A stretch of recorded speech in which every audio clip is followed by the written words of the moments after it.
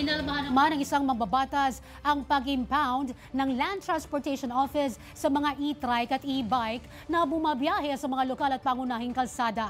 Narito ang report. Walang legal na batayan para kumpiskahin ng LTO ang mga light electric vehicles gaya ng e-bikes at e-trikes na ginagamit para sa pribadong biyahe.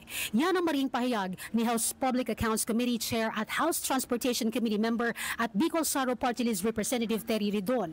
Ayon kay Ridon, inaasang igigiit ng LTO ang Section 73 ng DOTR LTO Memorandum Circular 89105 na nagpapahintulot sa pag-impound ng mga hindi rehistradong sasakyan. Pero malinaw aniya sa Electric Vehicle Industry Development Act o EVIDA Law na ang mga LEV na pribadong ginagamit ay hindi kasama sa mga sasakyan na kailangan irehistro sa DOTR o LTO. Dahil dito, hindi aniya maaaring gamiting batayan ng LTO ang Memorandum Circular para ikulong o kumpiskahin ang mga pribadong LEV.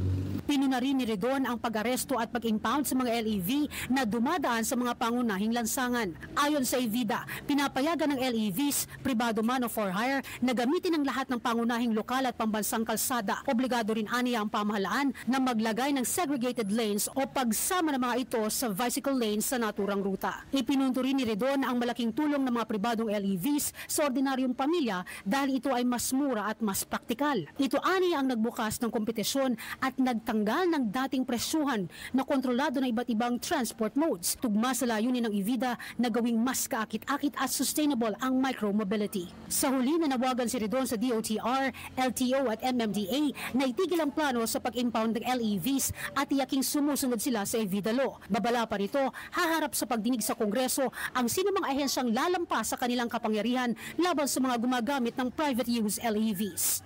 Nauna sa mga balitang totoo at laging bago, Zai Chua, Alauna sa Balita, Congress TV.